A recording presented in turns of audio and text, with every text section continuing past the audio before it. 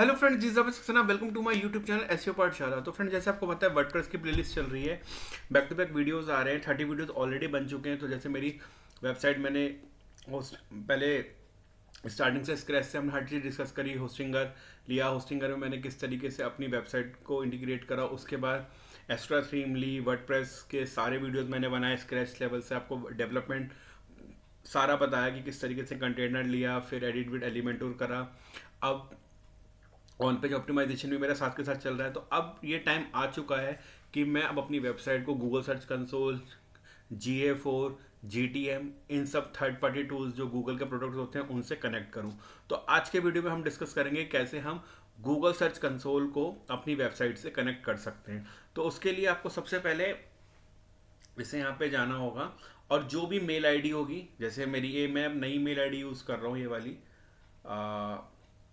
अभय Saxena 9@gmail.com। तो इससे हम जो हमारा GSC होगी उसको हम कनेक्ट करेंगे। तो हमें यहाँ पे डालना है गूगल सर्च कंसोल पे जाना है, ठीक है, और स्टार्ट नाउ पे जाएंगे, ठीक है। तो ये हमारी यहाँ पे आपकी इसके अंडर ये ओपन हो चुका है, ठीक है। अब यहाँ पे फ्रेंड्स दो ऑप्शन होते हैं, एक तो डोमेन होता है, एक यूआरएल प्रीफिक्स होता है। तो मैक्सिमम मैं आपको आज बता दूं कि हम यूआरएल प्रीफिक्स ही यूज़ करते हैं। डोमेन का भी यूज़ होता है, लेकिन मैं आपको छोटा सा यहाँ पे क्लियर करता हूँ। डोमेन में क्या होता है कि जो भी हमारे पास, अगर हम किसी कंपनी के लिए काम कर रहे हैं या फ्रीलांसिंग भी कर रहे हैं, तो जो .html फाइल होती है उसमें हम डोमेन से इंटीग्रेट करते हैं, ठीक है।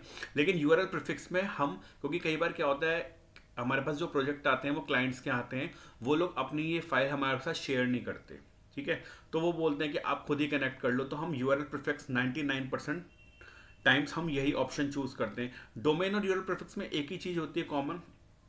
कॉमन क्या, एक डिफरेंस होता है कि मान लो अगर हमने डोमेन ऐड करा, मान लो example.com, तो example.com के बाद हमने जैसे ये डोमेन ऐड करा, ठीक है, इससे इंटीग्रेट करा अपना GSC, और जब तक हमने SSL नहीं लिया था या हमारे यूआरएल में www डॉट नहीं लगा था या लगा भी था, तो अगर हमने example.com ऐड कर दिया, उसके बाद हम अगर अपने जो यूआरएल होगा, डोमेन होगा, उसमें www ऐड करें या HTTPS ऐड करें, क्योंकि हम SSL ले चुके होंगे, तो वो ऑटोमेटिकली सारे वर्जन ले लेगा टाइम टू टाइम, ठीक है। लेकिन यूआरएल प्रीफिक्स में क्या होता है कि अगर आपके पास अभी example.com है, HTTP example.com है, मतलब आपने SSL सर्टिफिकेट नहीं लिया, तो इसकी अलग प्रॉपर्टी आपको ऐड करनी पड़ेगी। जब आप SSL ले लोगे तो HTTPS इसकी अलग प्रॉपर्टी ऐड करनी पड़ेगी। अगर आप www.com ऐड करते हो तो इसकी प्रॉपर्टी अलग ऐड करनी पड़ेगी। लेकिन डोमेन में क्या फायदा होता है कि आपने केवल example.com ऐड करना है, उसके बाद आप जितनी भी प्रॉपर्टी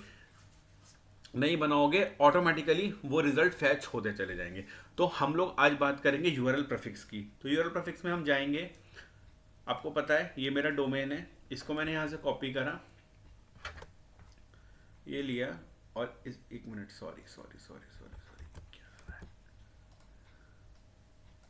इसको कॉपी करा, यहाँ ये करा, इसे कंटिन्यू करा, तो यहाँ चेकिंग वेरिफिकेशन होगी,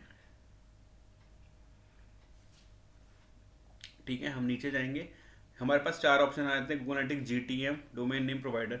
GTM से भी कर सकते हैं हम, टैग ट्रिगर बना के ऑल पेज पे कर देंगे, ठीक है। तो लेकिन हम लोग आज वर्डप्रेस के पॉइंट ऑफ व्यू से बात कर रहे हैं। तो वर्डप्रेस के पॉइंट ऑफ व्यू से आपको कुछ नहीं करना, आपको ये कॉपी कोड जो है ये कॉपी करना है। यहाँ से मैंने कोड कॉपी करा, आप अपने वर्डप्रेस के डैशबोर्ड में गए, अपीरियंस में गए, थीम्स में गए। थीम्स में यहाँ पे थीम फाइल एडिटर है, पहले थीम्स में जाके थीम फाइल एडिटर मिलता था, अब थीम फाइल एडिटर यहाँ पे ऑप्शन दिख रहा है, इस पर आपने क्लिक करा। इस पर जैसे आपने क्लिक करते तो यहाँ पे आपकी बहुत सारी फाइल्स आ गई। यहाँ पे header.php में जाना है, जैसे photo.php, index.php, आपको header.php पे जाना है फ्रेंड्स। उसके बाद आपको ये वाली जो फाइल है सिलेक्ट फाइल कंटेंट, इसमें जाना है। इसमें आपको देखना है हेड सेक्शन एंड कहाँ पे हो रहा है। हेड सेक्शन एंड और स्टार्ट होता है, तो देखिए हेड सेक्शन यहाँ से स्टार्ट हो रहा है और यहाँ पे एंड हो रहा है। आपको कुछ नहीं करना, उससे जस्ट ऊपर पे जाके एंटर करना है, ठीक है। और यहाँ जाके ये जो कोड आपने कॉपी करा था इसको पेस्ट कर देना है। ठीक है, इसको आपने पेस्ट करा तो गूगल साइट वेरिफिकेशन कंटेंट ये आ गया, इसको यहाँ से अपडेट कर देना है। ये फाइल यहाँ अपडेट हो गई। फिर यहाँ जाना है और यहाँ जाके इसको वेरीफाई करा दीजिएगा। तो देखिए ओनरशिप हमारी वेरीफाइड हो चुकी है। ठीक है, अब हम गो टू प्रॉपर्टी पे जाएंगे। तो जैसे हम गो टू प्रॉपर्टी पे गए तो आप देख सकते हैं कि यहाँ पे मेरा प्रॉपर्टी इन्होंने ले लिया, ये मेरा फैब आइकन था, यहाँ फैच हो रहा है। तो processing data please check again in a day or so, इसमें टाइम लगेगा। तो ये फिर हम जाके आगे जैसे ये सब कुछ होगा तो हम फुल रिपोर्ट में जाके अपना सारा चीज़ें देख सकते हैं। तो आज के वीडियो में हमने देखा किस तरीके से हम गूगल सर्च कंसोल को वर्डप्रेस से कनेक्ट कर सकते हैं, ये एक तरीका था वर्डप्रेस के पॉइंट ऑफ व्यू से।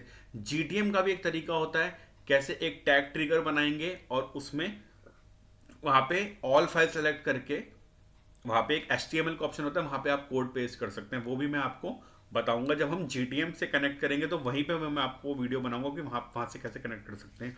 तो आई होप आपको वीडियो समझ आया होगा, पसंद आया होगा फ्रेंड। अब आने वाले टाइम में धीरे धीरे ये जो टॉपिक है, ये मेरी वेबसाइट है, जो मेरा डोमेन है SEO पाठशाला, इससे रिलेटेड जैसे आप GSC की आज बात हो गई, नेक्स्ट वीडियो में हम साइट मैप कैसे सबमिट करेंगे और साइट मैप कैसे जनरेट करेंगे, तो नेक्स्ट वीडियो उस पर आएगा। तो अगर कोई भी कंफ्यूजन, कोई भी इशू है तो प्लीज़ कमेंट सेक्शन में बताइए friends. Thank you friends, thanks a lot.